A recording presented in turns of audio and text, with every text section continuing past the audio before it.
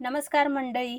अगदी तोंडात टाकताच विरघळणारी, अगदी मऊसूद आणि फक्त 4 ते 5 साहित्य वापरून, 1 चमचा तूप वापरून आज आपण हे उपवासाची बर्फी बनवणार आहोत.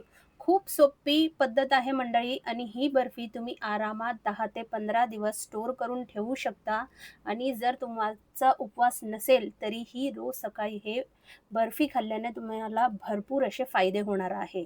तर खूप सोपी रेसिपी आहे आणि तितकीच टेस्टी आणि हेल्दीसुद्धा आजची ही रेसिपी आहे.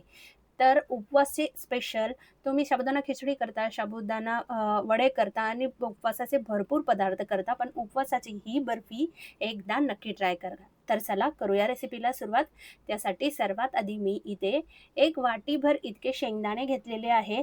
तर जितकं माप आज आपण घेणार आहोत, ते हे वाटीच्या प्रमाणाने घेणार आहोत. तुम्ही 1 वाटी किंवा तुमच्याकडे जर कपाचा मेजर असेल तर तसं तुम्ही घेऊ शकता. वाटीभर इतके शेंगदाणे घेतलेले. आता शेंगदाणे आपल्याला छान असं भाजून घ्यायचं आहे. खूप जास्त ब्राउन करायचं नाहीये. खूप जास्त ब्राउन केलं की जे बर्फीची चव आहे ते बदलून जाते, बिघडून जाते. म्हणून हलकसं याचे साले निघेपर्यंत थोडंसं हे तडतडेपर्यंत आपल्याला हे भाजून घ्यायचं आहे. हे बघा खूप जास्त आपल्याला भाजायचं नाहीये. थोडेसे मध्यम आपण ह्याचे साले निघेल एवढंच आपल्याला हे भाजून घ्यायचं आहे.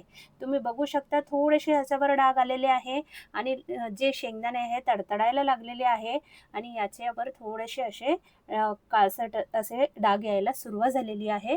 याच वेळी आता आपण हे शेंगदाणे एका डिशमध्ये काढून घेऊया आणि थंड होण्याकरता एका साईडमध्ये ठेवून घेऊया. आता दुसरा पदार्थ म्हणजे इथे मी घेतलेलं आहे एक 10 ते 12 काजू आणि 10 ते 12 बदाम. आता इथे जे काजू आणि बदामचं मी माप घेतलेलं आहे, हे तुम्ही तुमच्या आवडीप्रमाणे कमी जास्त इथे करू शकता. मी अगदी 10 ते 12 काजू घेतलेले आहे आणि 10 ते 12 बदाम घेतलेले आहे. अगदी 4 ते 5 साहित्य वापरून आज आपण ही उपवासाची बर्फी बनवणार आहोत.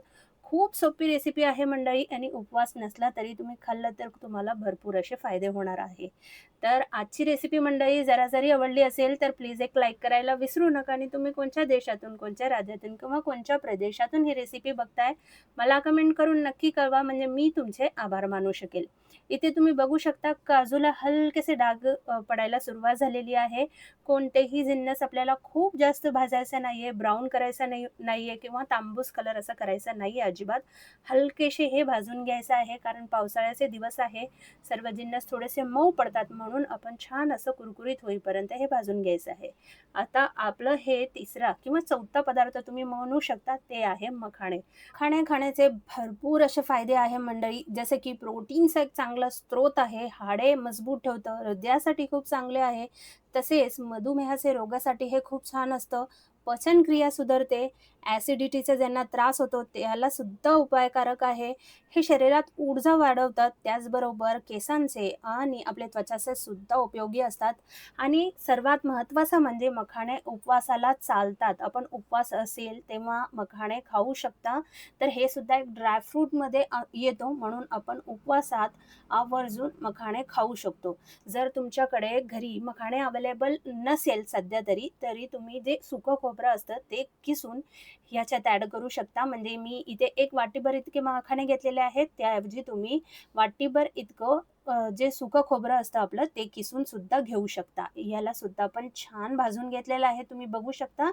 हे असं मस्त कुरकुरीत होईपर्यंत आपल्याला हे भाजून घ्यायचं आहे. 1 वाटीभर मी घेतलेले होते शेंगदाणे, 10 ते 12 काजू, 10 ते 12 बदाम, त्याचबरोबर 1 वाटीभर इतकं मी घेतलेले आहे मखाणे. हे सुद्धा छान कुरकुरीत होईपर्यंत पण भाजून घेतलेलं आहे. दुसऱ्या बाजूला इथे जे आपण शेंगदाणे थंड करायला ठेवले होते, ते छान थंड झालेले आहे. याचे वरचे सालं जर काढली नाही तरीही चालेल, काही हरकत नाहीये. पण जितके शक्य असेल तितके मी इथे काढून घेत आहे. हे बघा या पद्धतीने. आता एक ट्रिक मी तुम्हाला इथे दाखवते. जेव्हा केव्हाही आपण शेंगदाणे असं भाजतो, त्याची साली अगदी घरभर होतात जेव्हा आपण हे चाळतो किंवा वेगळं करतो साली काढून तर घरभर होते. तर हे जे झारं आहे याच्यात पूर्ण शेंगदाणे टाकायचे आणि एका डिश खाली ठेवायचे आणि छान याला असं चाळून घ्यायचे म्हणजे घरभर याची सालांचा कचरा होत नाही आणि आरामात हे चाळून सुद्धा होतात. खूप सोपी आणि एक छोटीशी टिप आहे जे मी तुम्हाला सांगत आहे. हे बघा या पद्धतीने जर आपण हे चाळून घेतलं तर ते पूर्ण जे साली आहे एका जागी एका ठिकाणी जास्त कचरा न करता हे खूप सोप्या पद्धतीने पूर्ण साली निघून जातात. हे बघा आता आपण साली आणि शेंगदाणे वेगळे केलेले आहे मंडळी. तर मी इथे घेतलेला आहे एक मिक्सरचा भांडा आता आपण जे भाजून साली काढून घेतलेले शेंगदाणे होते ते आपल्याला याच्यात ॲड करून घ्यायचा. त्याचबरोबर जे आपण काजू आणि बदाम भाजून घेतले होते ते सुद्धा याच्यात ॲड करून घ्यायचा आणि आपल्याला पल्स मोडवर थोडंसं जाडं-मोठं असं हे मिक्सरमध्ये फिरवून घ्यायचं आहे. खूप जास्त पावडर करायची नाहीये. थोडंसं जाडं-मोठं आपल्याला हे मिक्सरमध्ये फिरवून घ्यायचं आहे. हे बघा या पद्धतीने. त्यानंतर आपण जे मखाणे भाजून घेतलेले होते ते आपण ह्याच्यात ॲड करून घेऊया. कारण मखाणे खूप जास्त लवकर पावडर होतात. म्हणून मी एकत्र काजू, बदाम आणि शेंगदाणे वाटलेले नाहीये. आधी ते थोडंसं भरडं करून घेतलं. त्यानंतर ह्याच्यात मी मखाने ॲड केलेले आहे आणि त्यानंतर पुन्हा एकदा याला फिरवून घेतलेलं आहे. आता तुम्ही बघू शकता खूप छान अशी थोडीशी रवाळ अशी आपल्याला हे पावडर करून घ्यायची आहे. खूप जास्त सुद्धा पावडर केलेली नाही आणि खूप जास्त हे जाडं-मोठं सुद्धा नाहीये. आता मी एक डिश घेतलेली आहे. इथे आपल्याला याला थोडंसं तुपाचा हात लावून ग्रीस करून घ्यायचं आहे. कारण यानंतर जे आपण प्रोसेस करणार आहोत ते पटापट करायची आहे. म्हणून आपण इथे आधीच डिशला थोडंसं तूप लावून घेतलेलं आहे. आता हे डिश आपण एका बाजूला ठेवून घेऊया आणि मी घेतलेला एक पॅन याला छान गरम करून घ्यायचा आणि फक्त 1 चमचा तूप वापरून आज आपण ही बर्फी बनवणार आहोत. तूप छान गरम झालं की ज्या वाटीच्या प्रमाणे आपण शेंगदाणे आणि मखाणे घेतलेले होते, त्याच वाटीच्या प्रमाणाने मी इथे 1.5 वाटी इतकं किसलेला गूळ घेतलेला आहे. हो मंडळी, खूप टेस्टी आणि हेल्दी अशी आजची ही रेसिपी आहे. आपण साखरेचा वापर करणार नाही आहोत, गुळाचा वापर करणार आहोत, जे हेल्दीसुद्धा असतो आणि अगदी मधुमेह असेल तरीही तुम्ही आवर्जून एक बर्फी तरी दिवसातून खाल्लं तरीही काहीही हरकत होणार नाही. याला आपल्याला खूप जास्त पाक करायचा नाहीये. फक्त गूळ जे आहे ते वितळेपर्यंत आपल्याला हे गरम करून घ्यायचं. इथे तुम्ही बघू शकता गूळ छान वितळून झालेला आहे. जराही याच्यात गुठल्या नाहीये. आता जे पावडर आपण बनवून ठेवलेली होती शेंगदाणे, मखाणे, काजू, बदाम हे याच्यात ॲड करून घ्यायचा आणि गॅसची फ्लेम अगदी लो ठेवायची आहे आणि हळू करत आपल्याला छान हे मिक्स करून घ्यायचं आहे. जोपर्यंत हे असा छान असा गोळा होत नाही, म्हणजे पिठासारखा जसा गोळा असतो ना, तसं होत नाही, तोपर्यंत हळू करत आपल्याला हे मिक्स करून घ्यायचं आहे. गुळाचा आपल्याला जास्त पाक करायचा नाहीये. फक्त गूळ वितळेपर्यंत आपण गरम करून घेतलेला आहे. त्यानंतर हे जे पावडर आपण बनवून घेतलेली होती, ते आपण ह्याच्यात ॲड करून घेतलेली आहे. हळू करत आपण हे छान मिक्स करून घेऊया, जोपर्यंत याचा गोळा असा तयार होत नाहीये. खूप सोपी रेसिपी आहे मंडळी. उपवासाचं फक्त इथे निमित्त आहे, पण जर उपवास असेल तरीही तुम्ही हे आवर्जून ही जी बर्फी आहे ते खाऊ शकता. तर या आषाढी एकादशीला आवर्जून तुम्ही ही बर्फी बनवा. खूप सोपी रेसिपी आहे आणि अगदी जर तुम्ही ऑफिसला जात असेल किंवा मुले शाळेत जात असेल त्यांना सुद्धा साईडमध्ये हे बर्फी द्यायला काहीही हरकत नाहीये. खूप टेस्टी आणि खूप हेल्दी सुद्धा आहे आणि उपवास असेल तर तुम्ही डब्यात सुद्धा ही बर्फी घेऊन जाऊ शकता. तर इथे छान याचा गोळा झालेला आहे. तुम्ही बघू शकता.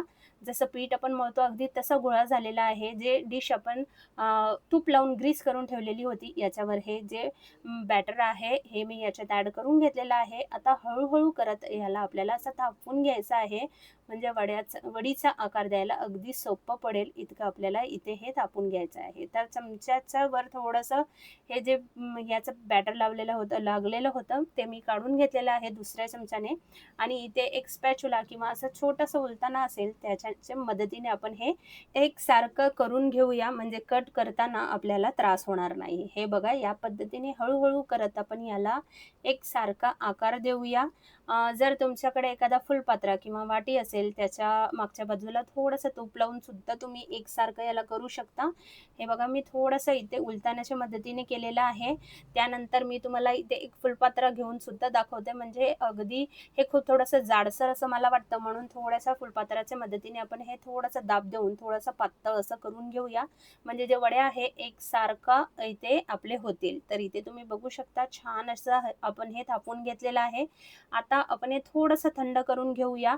कट करताना आपण थोडंसं मध्यम हे गरम असलं पाहिजे. खूप थंड झालं की हे वड्या जे आहे आपल्या बर्फी जे आहे ते कट करताना आपल्याला त्रास होईल. म्हणून जे हे मिश्रण आहे थोडंसं गरम असलं पाहिजे, तेव्हाच आपण हे कट करून घेऊया. हे बघा या पद्धतीने.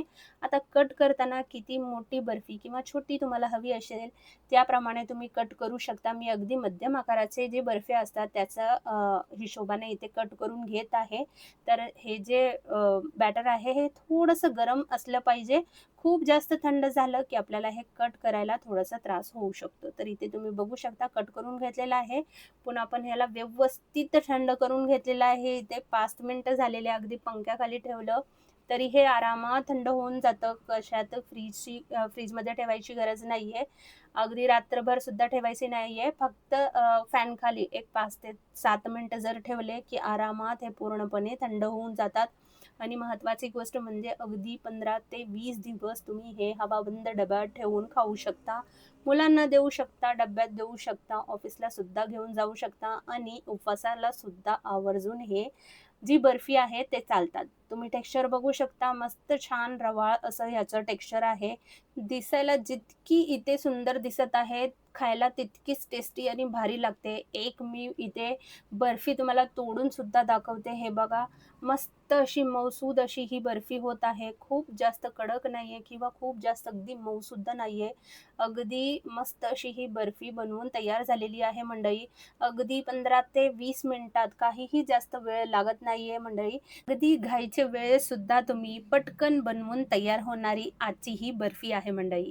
तर ही बर्फी मंडळी तुम्ही अगदी 15 ते 20 दिवस हवाबंद डब्यात ठेवून स्टोअर करू शकता आणि मुलांना डब्यात किंवा तुम्ही सुद्धा ऑफिसला घेऊन साठी हे वापरू शकता. तर हे हवाबंद डब्यात ठेवलं की अगदी 15 ते 20 दिवस आरामात टिकतात. अजिबात खराब होत नाही आणि तितकीच टेस्टी, तितकीच मऊसूद आणि तितकीच हेल्दी ही रेसिपी आहे. तर तुम्ही सुद्धा मंडळी एकदा ही रेसिपी नक्की ट्राय करा आणि मला कमेंट करून नक्की कळवा की तुम्हाला आजची ही रेसिपी कशी वाटली.